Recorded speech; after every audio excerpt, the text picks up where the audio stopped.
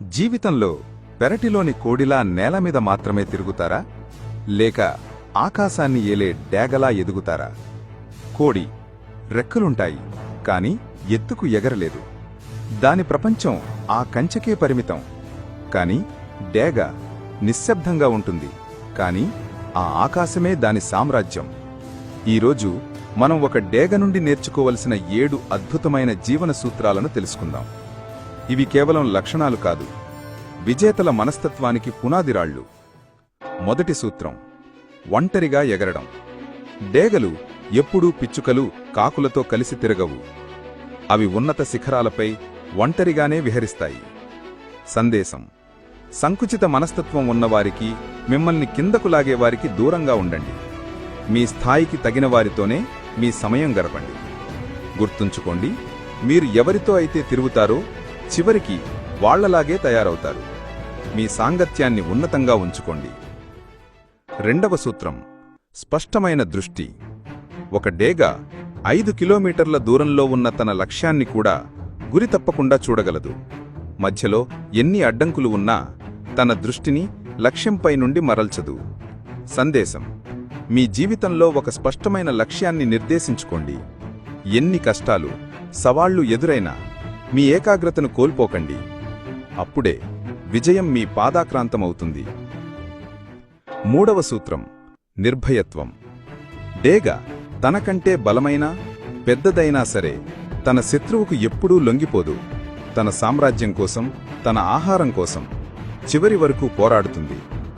సందేశం: మీ సమస్యలు ఎంత పెద్దవైనా భయపడకండి, వెనుకడుగు మెయ్యకండి. వాటిని ధైర్యంగా ఎదుర్కోండి. విజేతలు భయపడరు, సమస్యలనే సవాలుగా స్వీకరిస్తారు. నాల్గవ సూత్రం: సవాళ్లను స్వాగతించడం. తుఫాను వస్తే మిగతా పక్షులన్నీ దాక్కుంటాయి, కాని డేగ సంబరపడుతుంది. ఎందుకంటే ఆ తుఫాను గాలినే ఒక ఆయుధంగా మార్చుకుని శ్రమ లేకుండా మేఘాల కన్నా పైకి ఎగురుతుంది. సందేశం: విజేతలు కష్టాలకు కుంగిపోరు. వారు ఆ కష్టాలనే అవకాశాలుగా మార్చుకుని మరింత ఉన్నత స్థాయికి ఎదుగుతారు. ఐదవ సూత్రం: చచ్చిన దాన్ని తినకపోవడం. డేగ ఎప్పుడూ చచ్చిన మాంసాన్ని తినదు. అది ఎల్లప్పుడూ తాను స్వయంగా వేటాడిన తాజా ఆహారాన్నే స్వీకరిస్తుంది. అర్థం: మీ గతాన్ని, గత విజయాలను పట్టుకుని వేలాడకండి. గతం గతంలోనే ఉండాలి. ప్రతిరోజూ కొత్త శిఖరాలను, కొత్త విజయాలను అందుకోవడానికి ప్రయత్నిస్తూనే ఉండండి. ఆరవ మరియు ముఖ్యమైన సూత్రం: శిక్షణ కోసం సిద్ధం చేయడం. తల్లిడేగ తన పిల్లలు ఎగరడానికి సిద్ధపడాలని గూటిలో ఉన్న మెత్తని దూదిని, గడ్డిని తీసివేస్తుంది. ఆ అసౌకర్యం భరించలేకే పిల్లడేగలు ఎగరడం నేర్చుకుంటాయి. సందేశం: మీ కంఫర్ట్ జోన్ అనే గూటిని వీడండి. అభివృద్ధి, ఎదుగుదల అనేవి అసౌకర్యం నుండే మొదలవుతాయి. ఏడవ అత్యంత ముఖ్యమైన సూత్రం: పునర్జన్మ. డేగకు వయసు పైబడినప్పుడు దాని ఈకలు బలహీనంగా ఉంటాయి. ముక్కు వంగిపోతుంది, గోళ్లు పదును కోల్పోతాయి. అప్పుడు అది ఒక కఠినమైన నిర్ణయం తీసుకుంటుంది. ఒక ఎత్తైన పర్వతం మీదకు చేరి తన ముక్కును రాళ్లకేసి కొట్టి విరగ్గొట్టుకుంటుంది.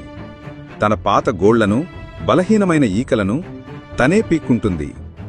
ఇది అత్యంత బాధాకరమైన, నరకయాతనతో కూడిన ప్రక్రియ. కాని కొన్ని నెలల తరువాత కొత్త ముక్కు, కొత్త గోళ్లు, కొత్త రెక్కలతో పునర్జన్మ పొంది మునుపటి కంటే శక్తివంతంగా మరింత ఎత్తుకు ఆకాశంలోకి ఎగురుతుంది. సందేశం: మన జీవితంలో కూడా మనల్ని బంధిస్తున్న పాత అలవాట్లను, బలహీనతలను వదిలించుకోవాలి. ఆ మార్పు ఎంత బాధాకరమైనా సరే మన ఉన్నతికి అది అత్యంత అవసరం. ఈ 7 సూత్రాలు కేవలం ఒక పక్షి కథ కాదు. ఇది ఒక విజేత యొక్క మనస్తత్వం, పాలకుడి యొక్క తత్వం. ఇప్పుడు ప్రశ్న: మీరు కోడిలా ఉంటారా, డేగలా ఉంటారా అని కాదు. ప్రశ్న ఒక్కటే: మీలో నిద్రిస్తున్న డేగకు మీరు ఎప్పుడు రెక్కలిస్తారు? ఆ రెక్కలు ఇవ్వడానికి